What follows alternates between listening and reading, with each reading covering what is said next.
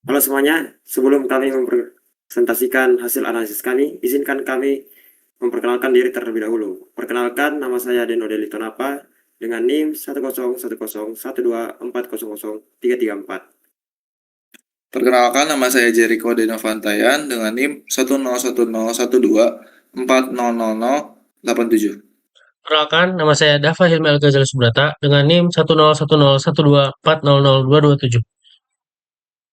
Pada kesempatan kali ini, saya akan menjelaskan bagian pendahuluan dari laporan kelompok kami yang berjudul Analisis Peluang Kelulusan Mahasiswa Kelas TT4810 pada mata kuliah Probabilitas dan Statistika menggunakan distribusi binomial.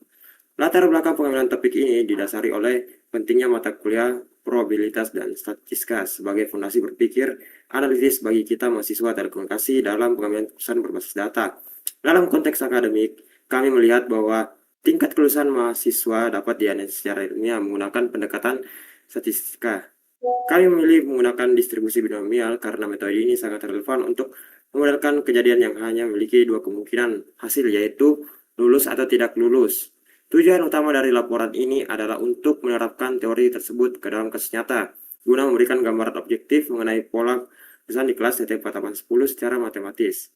Kami berharap analisis ini tidak hanya menambah pemahaman kita terhadap penerapan teori, tetapi juga menjadi referensi akademik yang bermanfaat. Berikut tadi pemaparan mengenai latar belakang dan tujuan dari analisis kami. Untuk pembahasan yang lebih mendalam mengenai landasan teori dan konsep teknis dari distribusi binomial akan dilanjutkan oleh rekan saya.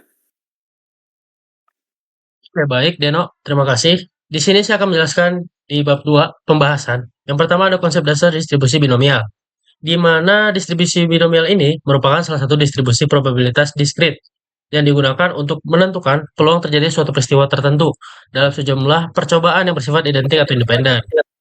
Di mana distribusi ini sangat relevan digunakan ketika setiap percobaan hanya memiliki dua kemungkinan, yang di mana kemungkinan hasil itu merupakan yang umumnya biasanya adalah sukses dan gagal.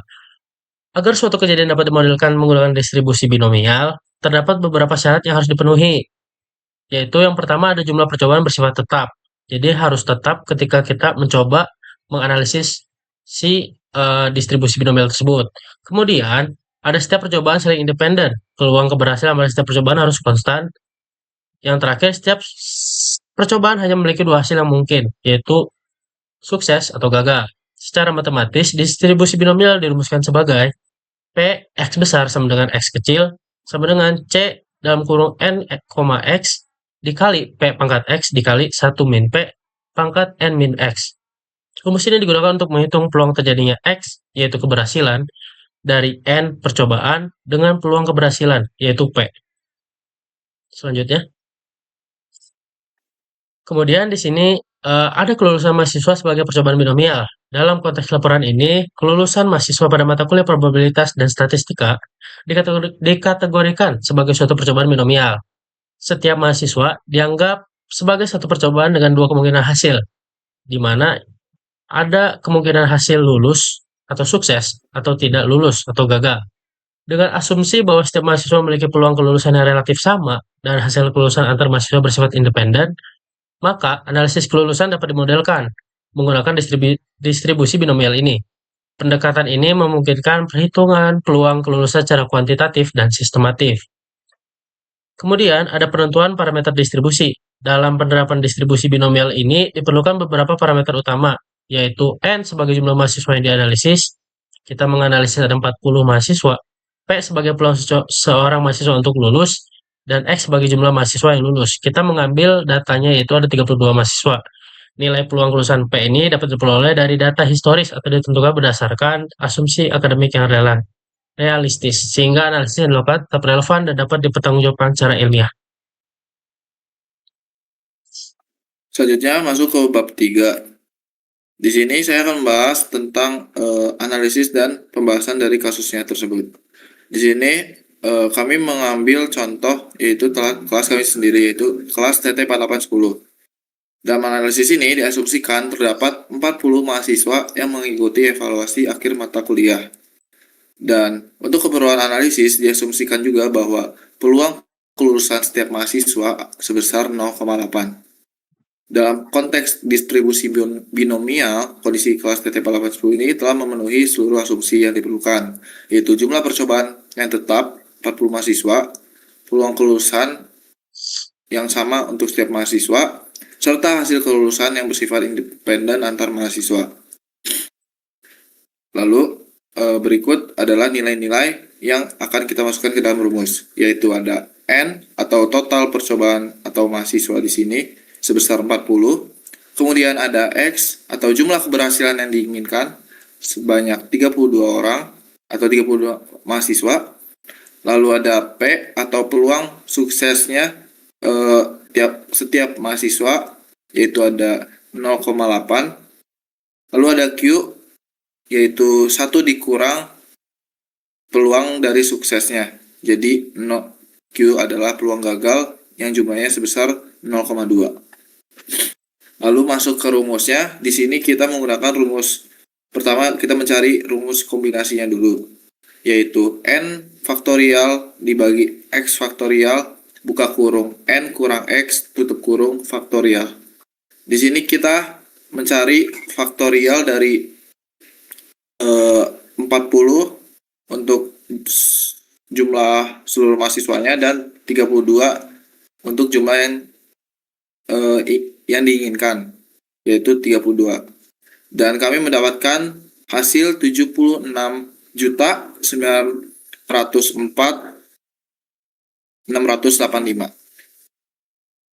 Lalu kita mencari juga untuk nilai eksponennya, yaitu untuk peluang suksesnya itu rumusnya P dipangkatkan dengan P pangkat X. Jadinya 0,8 pangkat 32. Jadi kita mendapatkan 0,00079. Lalu untuk peluang gagalnya rumusnya yaitu 1 dikurang P pangkat N kurang X. Kita masukkan nilainya jadi 0,2 pangkat 8 dan kita mendapatkan hasil 0,0000256. Lalu terakhir kita masukkan hasil-hasil yang tadi ke perhitungan peluang akhir ini. Rumusnya itu P buka kurung X sama dengan 32. Lalu dimasukkan jumlah-jumlah perhitungan yang tadi dan kami mendapatkan nilai sebesar 0,1559. Dan hasil ini akan dikalikan 100 agar kami mendapatkan jumlah secara presentasenya, yaitu 15,59%. 15,59% ini adalah peluang bahwa tepat 32 orang mahasiswa lulus dari 40 mahasiswa.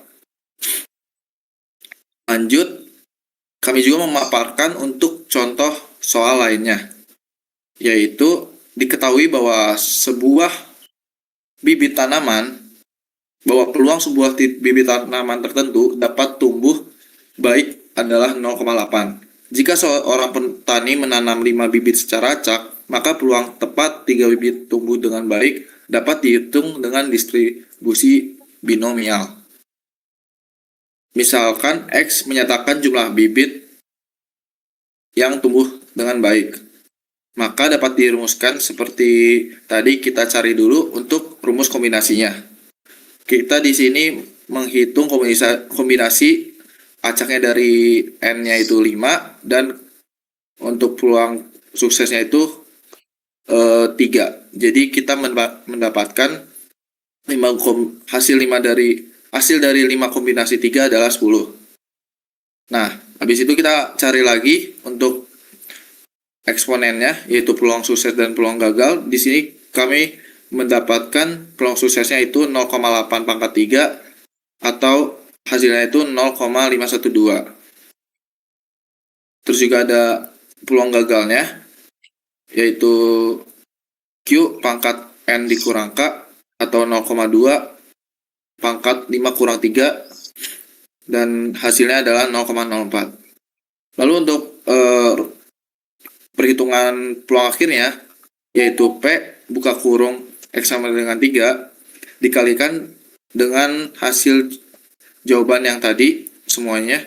Jadi kita mendapatkan 0,2048. Hasil ini dikalikan 100 lagi supaya kita mendapatkan hasil presentasinya yaitu sebesar 20,48%.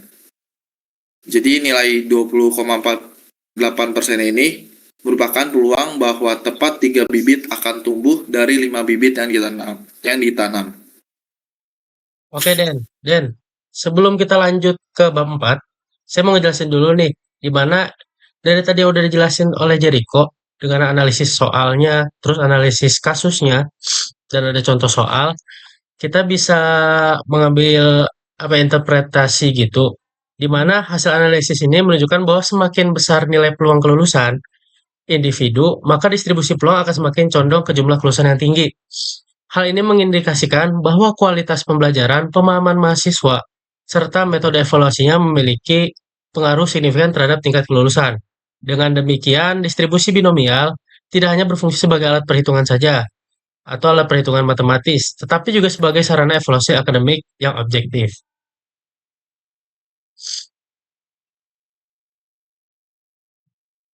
Baik, berdasarkan pembahasan dan analisis yang telah disampaikan, dapat disimpulkan bahwa distribusi binomial merupakan metode yang tepat untuk menganalisis tingkat kelulusan mahasiswa.